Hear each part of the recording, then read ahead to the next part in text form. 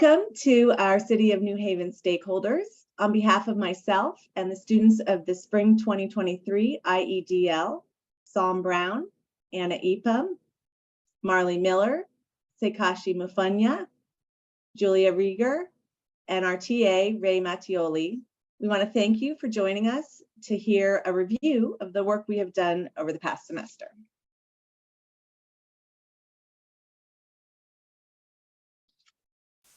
My name is Kate Cooney. I'm a faculty here at the Yale School of Management and founder and director of the Inclusive Economic Development Lab at Yale SOM. The vision for the lab is that the work of inclusive economic development requires bold action, mobilizing narratives, engagement with unlikely partners. It will take all of us working together to build a more equitable future. We aim to be a place where public officials, practitioners, academics, students, and engaged citizenry can come together and learn together about cutting-edge practices and scholarship on inclusive economic development, with the aim to develop insight, analysis, and models for action.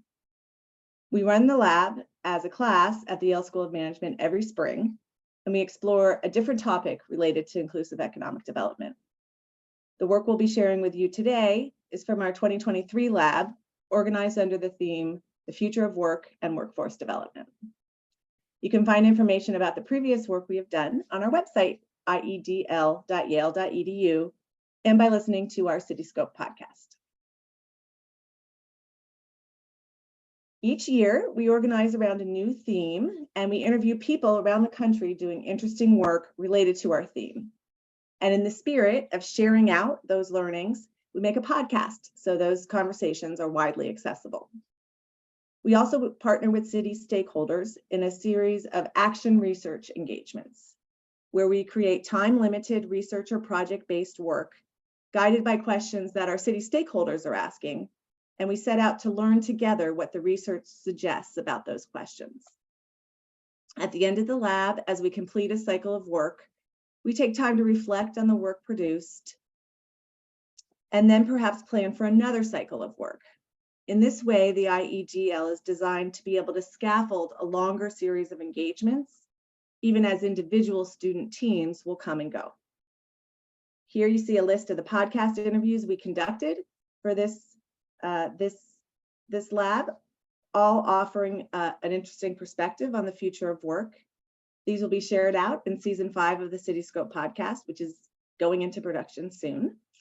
And we also see a list of the projects and stakeholders for the Spring 23 lab. We will be sharing some snapshots of the insights from both the podcast interviews and our city projects in this presentation.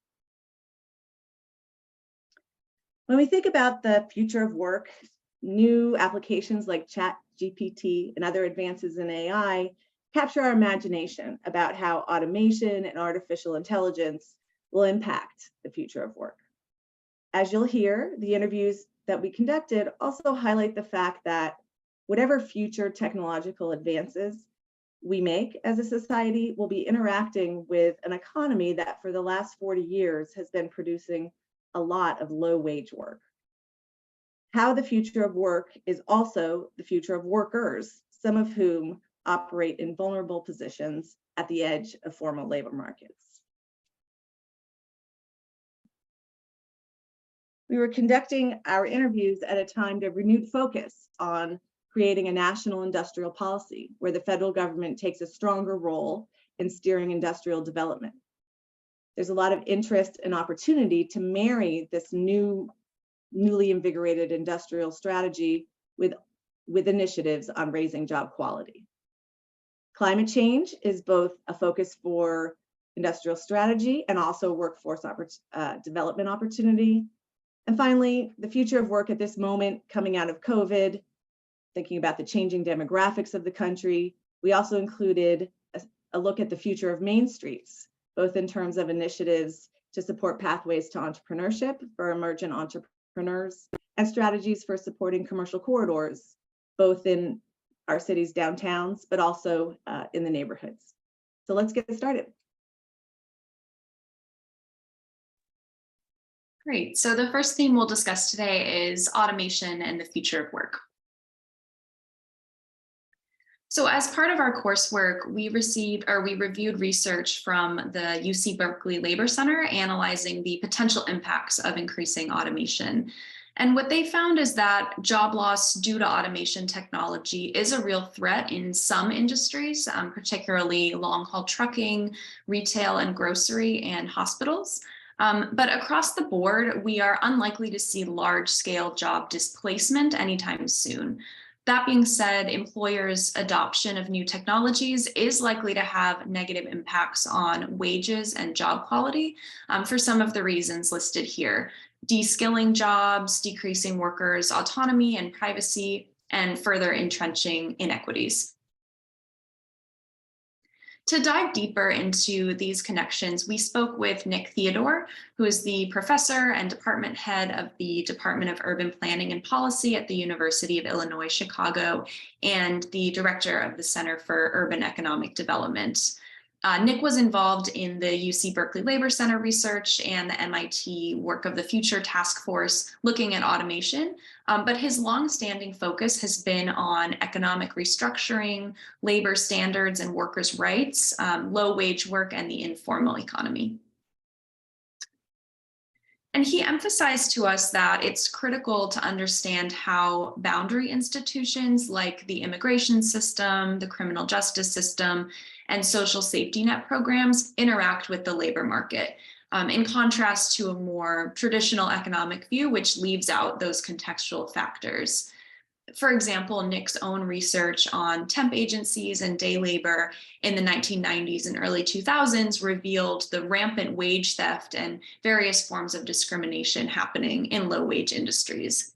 And in the last several decades, most welfare supports for vulnerable workers have been eliminated or transformed, which has led us to our current moment.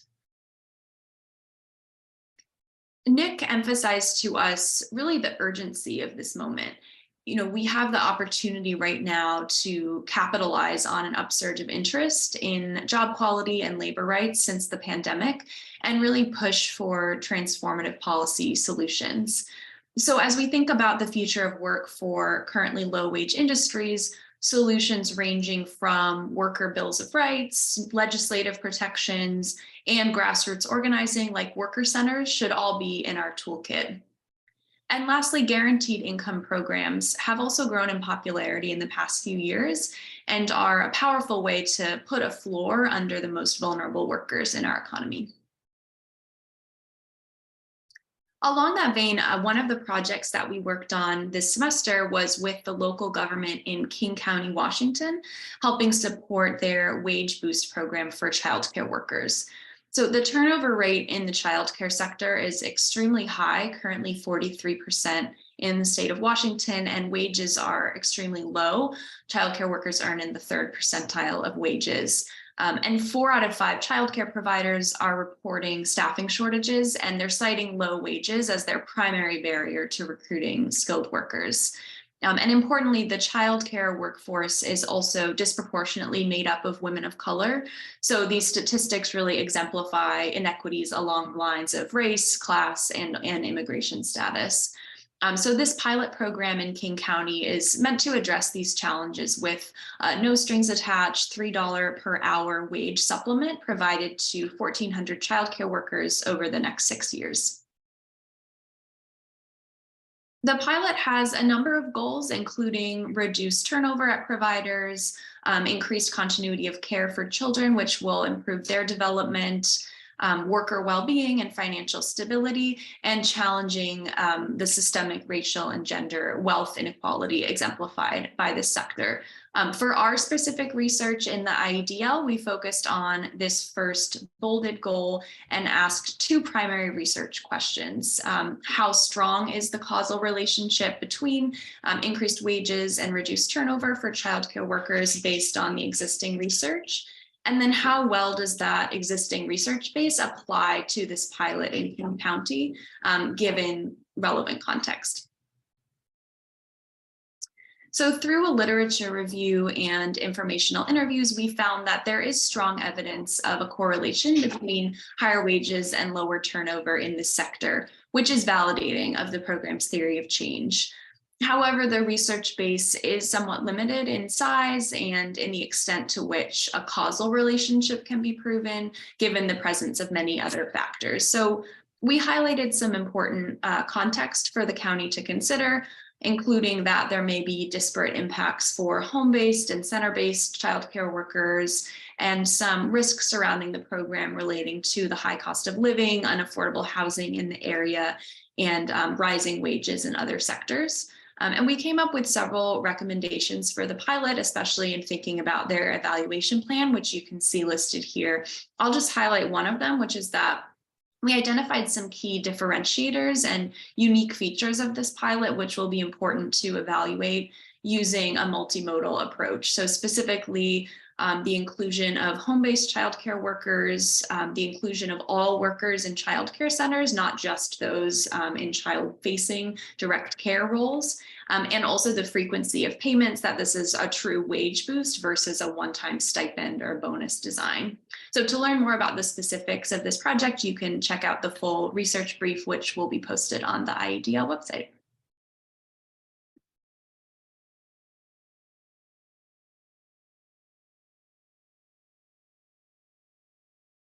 A key thread in our conversations with practitioners this semester has been on the role the government can play and the importance of this current moment where there's been a renewed focus on industrial policy under the Biden administration.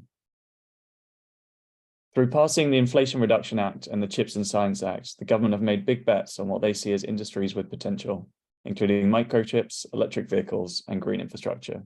Importantly, these acts, along with the American Jobs Plan, are making trillions of federal tax dollars available. And if this funding is leveraged effectively, it has the potential to create higher quality and better paid jobs in these target sectors. And Biden himself, in the speech he's given, has stressed that he sees investment in clean energy and jobs creation going hand in hand. In his speech, when the Inflation Reduction Act was passed, he said, "This law will create good paying union jobs and increase energy security. We're going to fight for environmental justice and create clean energy jobs and apprenticeships in frontline, fence-line communities that have been smothered by the legacy of pollution." But there does remain some uncertainty about how these initiatives will translate into funding and programs at the local level. So we spoke to David Langdon, the Deputy Director of Strategy and Planning at the Department of Commerce, to get a better sense of how they're trying to put these initiatives into practice. Our discussion with David focused on the Department of Commerce's role in workforce development, their work on jobs quality through the Good Jobs Principles, and their recent analysis on the benefits of registered apprenticeships. So within the Department of Commerce, there are three streams of work linked to workforce development. First, the department invests in employer-led regional workforce training programs to help produce high-quality jobs. A recent example of this is the Good Jobs Challenge, where the government invested in 32 regional partnerships, which were given awards totaling $500 million to develop training programs to create a pipeline of workers for key industries such as healthcare, transport, and IT. Second, the department uses public policy and regulations to drive employers to improve their workforce practices and recruit and train a more diverse workforce. So I'll talk about the Good Jobs Principles, which are one example of this in a second. And finally, the department has the Census Bureau as one of its agencies, which collects and disseminates data on trends in the labor market. The Good Jobs Principles were one of the Department of Commerce's key initiatives in 2022, which they developed in collaboration with the Department of Labor, along with industry. And these aim to codify what a high quality job is across 8 different indicators, including things like recruitment practices, benefits, organizational culture, and diversity, equity, and inclusion. The department have converted these principles into a toolkit, which is targeted at small and medium-sized enterprises, which often don't have sufficient HR resources to fully consider many of these issues. And the toolkit breaks down each indicator into various factors, and under each of them, it suggests actions that employers can take. So for instance, under pay, it includes recommendations like paying no less than an index, regionally defined living wage, and to publish pay levels segmented by meaningful demographics. And under diversity, equity, and inclusion, it includes recommendations like having a senior leader that's responsible for developing a DEI strategy, who ideally reports to the organization's head. And under benefits, it outlines a range of different health, mental health, and work-life balance measures that should be offered to all employees. And beyond just having a toolkit, to ensure that these principles are being adopted by firms, the government has begun to insert requirements into federal fund applications. So when people are applying, they need to demonstrate how they're going to deliver against these principles. So for example, currently there are several infrastructure grants that are available through the Department of Transport and Energy under the Bipartisan Infrastructure Law. And all of these require applicants to detail how they'll create good paying jobs with free and fair choice to a union, to explain how they implement collective bargaining, and to outline their plans for including and training underrepresented workers. Finally, I'm going to talk about the Registered Apprenticeship Program. It's been around for a long time, since the 1930s, but what David Langdon stressed to us was that under the Biden administration, there's been an aggressive attempt to expand the program. Part of this has been extending it to new sectors. So last year, the White House ran a cybersecurity apprenticeship sprint, and they saw that there were 700,000 job openings in the sector, and the government's view is that many of these didn't really need to be filled with graduates and could instead be done by apprentices who were building skills on the job. So over 120 days, the Department of Commerce worked with employers to discuss how apprenticeships could be used, and they were able to create 194 new programs across the sector. Another element of this work has been assessing the benefits of apprentices for firms. So many firms understandably see the big costs associated with recruiting an apprentice, which the government thinks vary from around $25,000 to $250,000 per apprentice in the US. But the Department of Commerce's analysis highlighted there are also significant benefits to these programs, both for the apprentices, where 93% of them find employment after completing their apprenticeship with an average wage of $77,000 per year, but also for the firms that hire them, as apprentices add substantial value, both in terms of output. They have lower turnover levels, and they develop strong soft skills such as greater problem-solving abilities and the flexibility to do various tasks.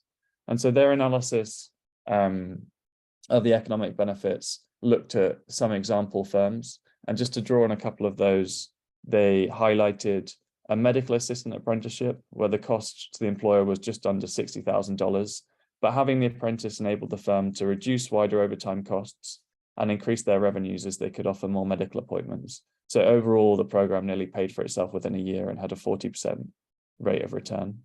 Another big example was Siemens USA. They found that their apprentices were more flexible than the machinists they recruited from outside the firm and performed better on tasks which required greater personal judgment. So one area where this added a lot of value was on repair work within their plants, which other machinists they found just weren't able to do. And so while the apprentices cost them $196,000 each, they found their plants operated much more effectively and produced greater output, giving the investment in apprentices a rate of return of around 50%.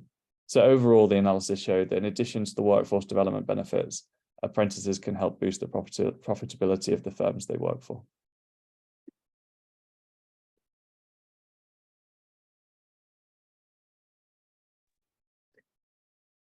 In this section, we'll be focusing on climate and the future of work and looking in particular at developments in the private and nonprofit sectors. Earlier this semester, we had the pleasure of speaking with Taj Eldridge, who has worked for over 20 years in investment, climate and sustainability, and workforce development. He's currently the Director of Climate Innovation at Jobs for the Future, which is a nonprofit that works at the national, state, and local levels to facilitate collaboration among educators, employers, workforce development specialists, and policymakers to expand economic opportunity through an equity lens. We are in a moment of massive transformations in society and the economy.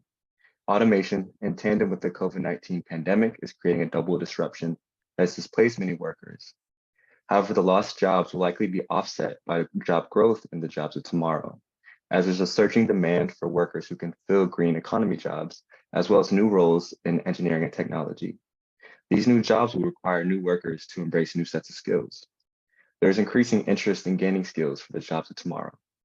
Online learning is on the rise, and employers widely recognize the need for investing in their employees' training and development. Making the workforce transition into jobs of tomorrow will also require stronger support from the public sector to help support and reskill displaced workers. Jobs for the Future plays an important role in the workforce development ecosystem. One of their key areas of work is on shifting the focus away from traditional degrees, such as associate's, bachelor's, and postgraduate degrees, to skills-based learning programs identify and help expand learning opportunities that prioritize real-world experience, such as apprenticeships. Jobs for the Future also serves as a labor market intermediary. There's currently a wide range of learning opportunities and career pipelines out there.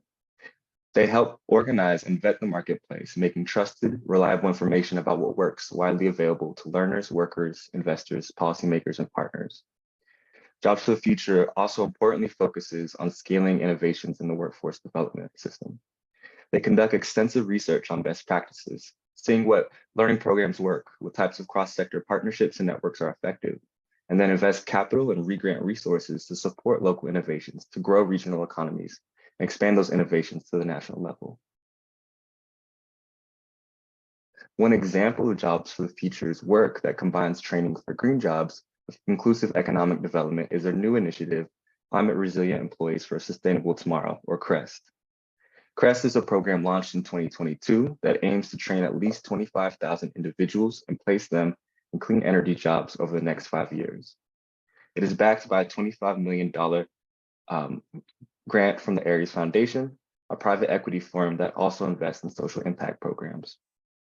The first part of the CREST program involves research, looking into questions like, how do you define climate resilient jobs? What are the skills needed to get these jobs? And what are the organizations out there that are doing training for these skills? The second piece of the program will work with the organizations and companies that are doing the training to incubate, support, and expand their efforts. In the third part of the program, they will select 5 regions in the country and invest capital in those regions to fund pilot programs with the companies and organizations they work with during the incubation phase. One inspiration for the CREST program is Charger Help, a Los Angeles-based startup and women minority-owned business that repairs electric vehicle charging stations and trains people to be EV charger repair technicians. For one of the projects in this course, we are working with the City of New Haven's newly established Office of Climate and Sustainability, supporting their work in moving New Haven to greener forms of energy.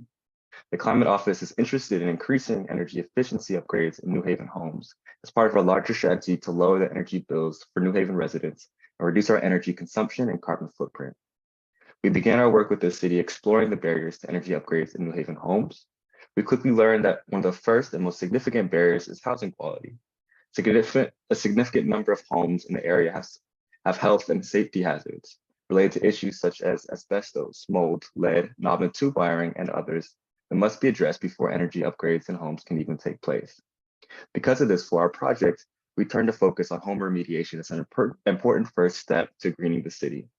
We were tasked with exploring what the options for a workforce strategy aimed at remediating those health and safety hazards could look like. So as I highlighted in the last section, there's been a renewed federal focus on industrial policy, including new federal funding targeted on climate and energy efficiency. And one focus of this funding has been on improving the energy efficiency of homes.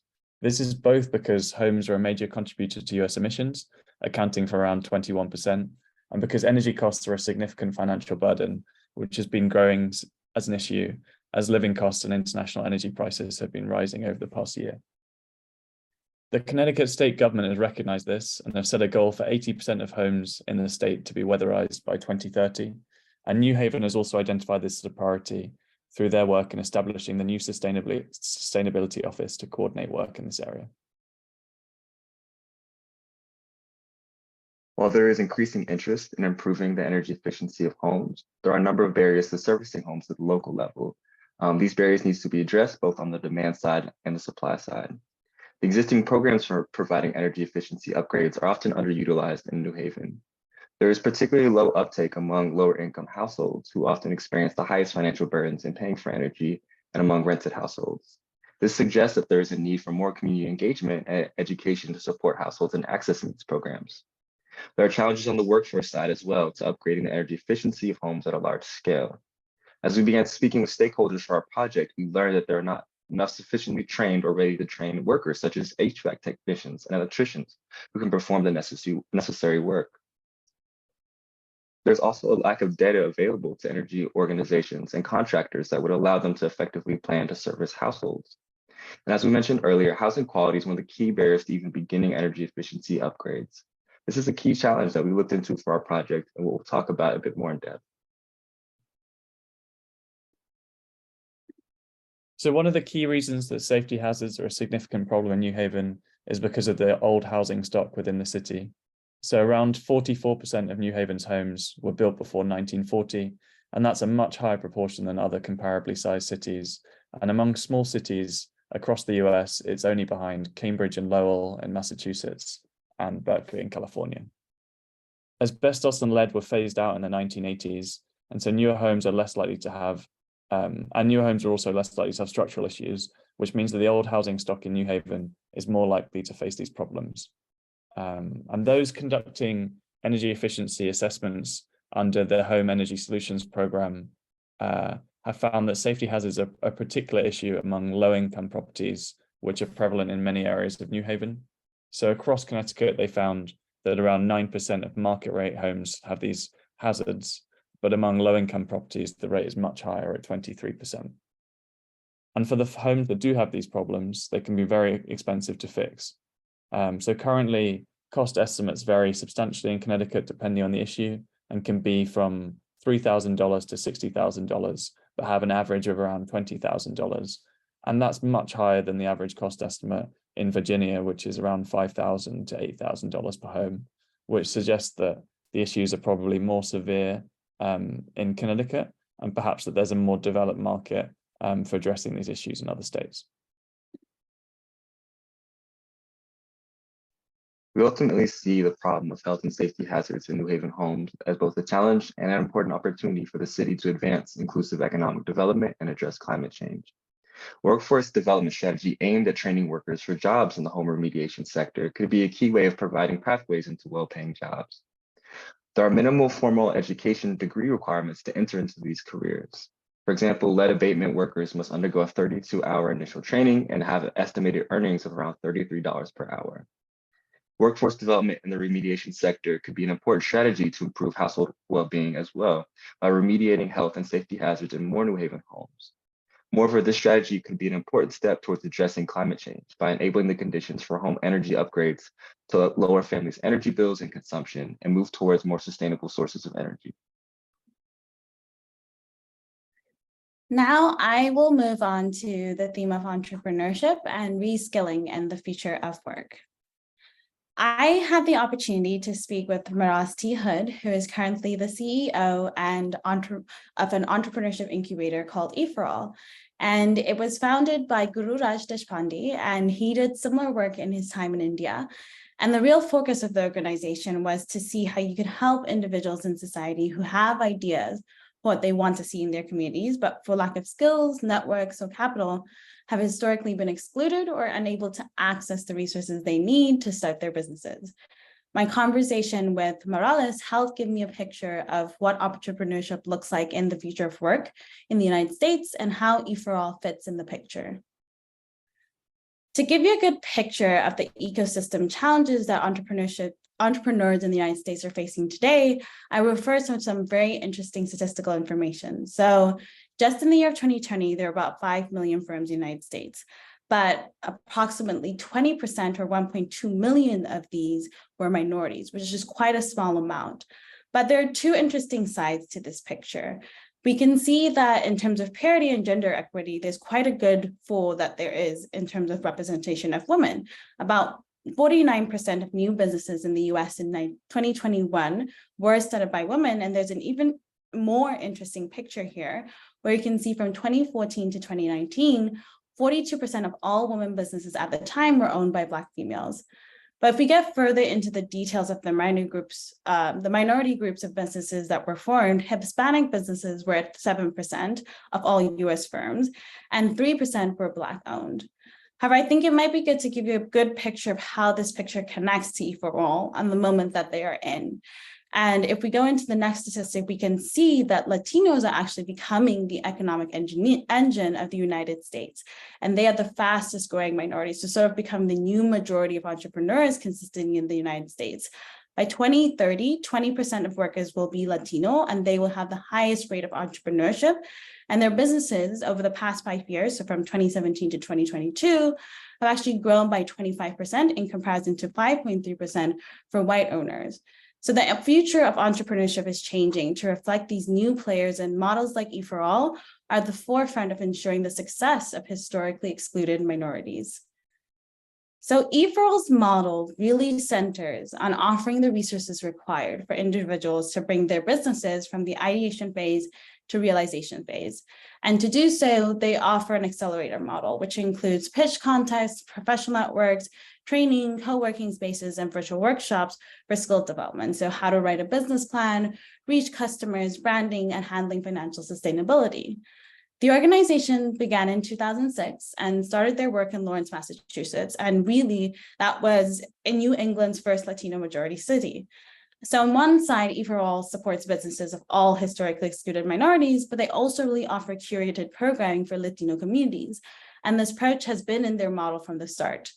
Their investment has moved across many other communities across the United States, including Massachusetts, Colorado, and New York, but they're in the process of scaling beyond that. And in essence, their approach really centers on a national local strategy, which on one side looks like operating locally. So hiring from within the community that the office is based and making sure that all staff are diverse. And more specifically for their Spanish programming, for example, they have staff speak the language and understand the cultural customs of Latino communities.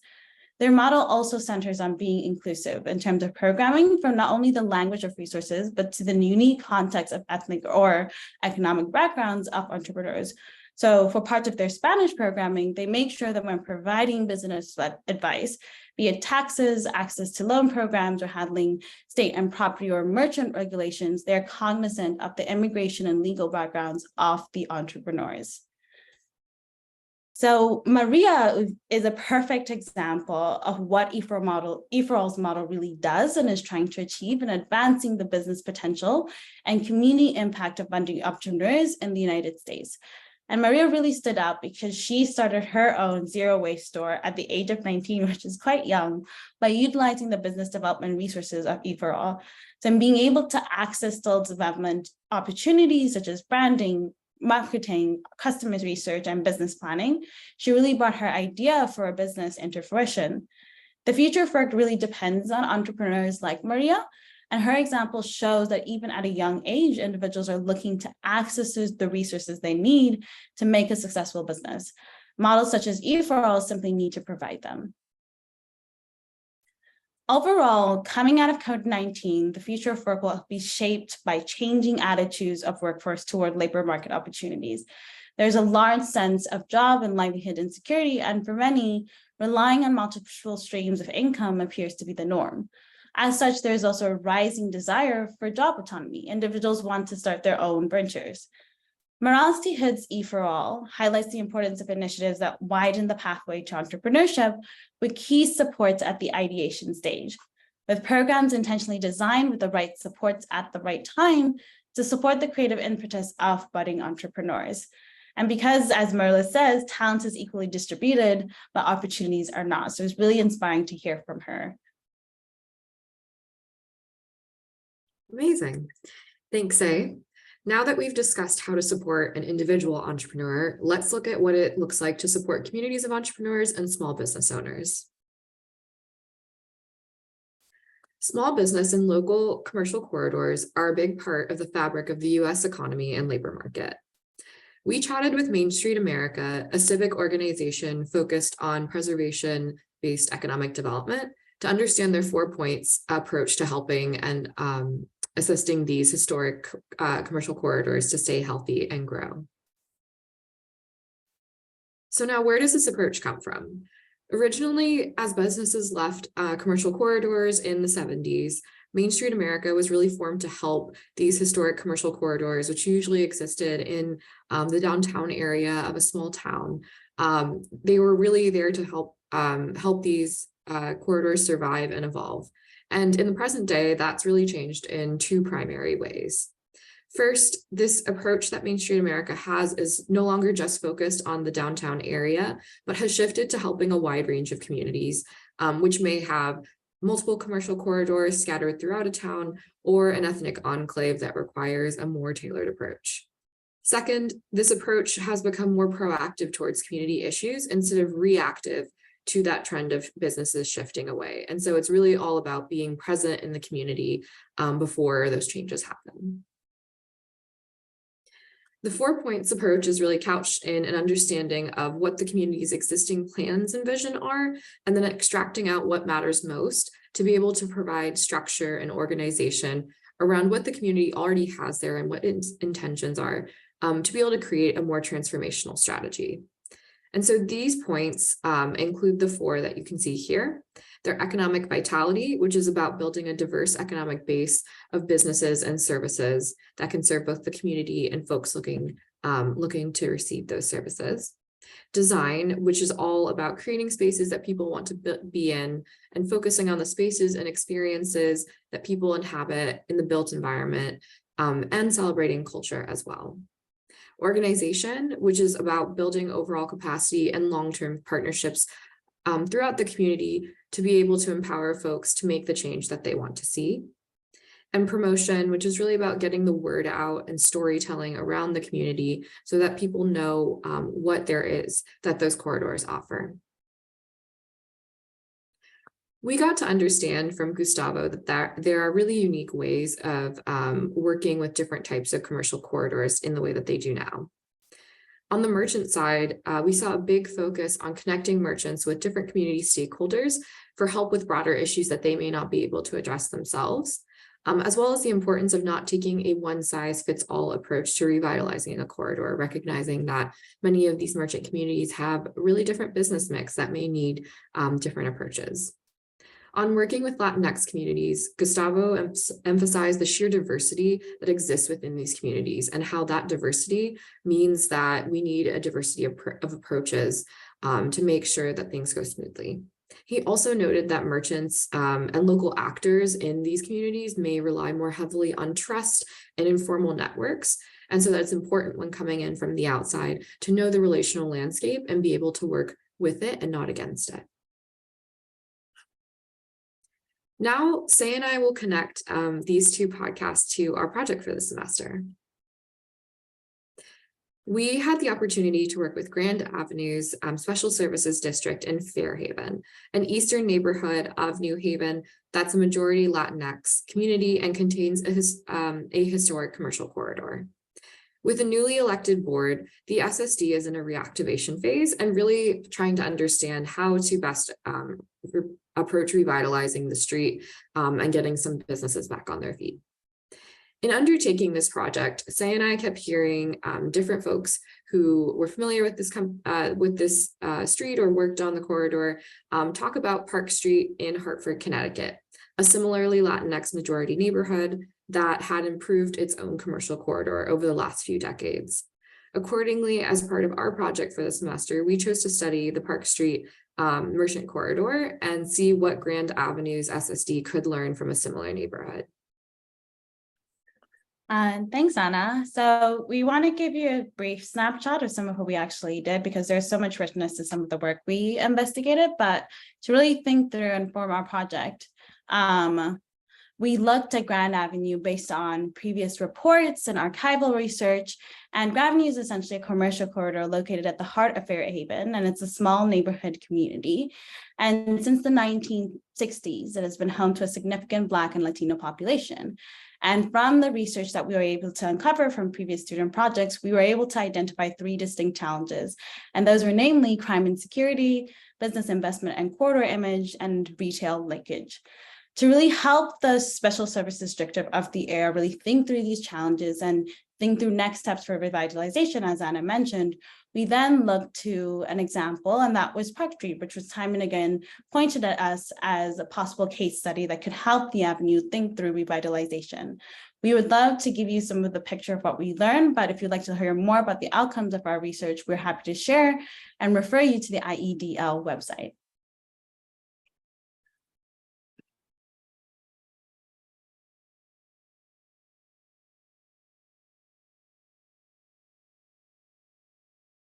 Okay, so to conclude, our conversations about work and workforce development have been taking place at a time when states and cities are enjoying major investments of resources from the federal government, which is encouraging experimentation that accompanies this kind of capacity to try new approaches.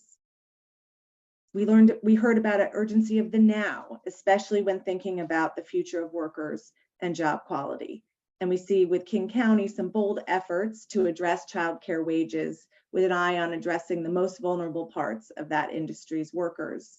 And with Grand Ave's Special Services District and the Greening New Haven projects, we see an opportunity to consider approaches that will both solve immediate issues, but also build capabilities that will serve as a foundation for the future. There's no doubt we're at an inflection point, and the future of work and workers will require ongoing pivots, investments, new skill building, and agile networks. And cities with those endowments and capabilities have a shot at winning that future. Students will be presenting their work in full to stakeholders over the course of this week, and materials related to our projects will be available on our website. And as part of the effort to build out more scaffolding for the IEDL so that the work doesn't halt when the students leave, I have received a grant from the SNF fund at the Yale Law School, which has allowed me to hire 4 amazing research assistants who have been working with me to continue projects started in earlier labs, and we're available to create workshops with any stakeholders who are interested in engaging with the materials we have developed over all of the past work we've done over the past 5 years.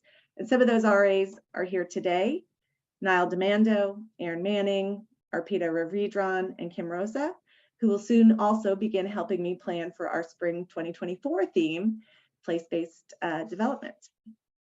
We want to thank you all for joining us, and look forward to connecting with everyone in the future and again soon. Thank you.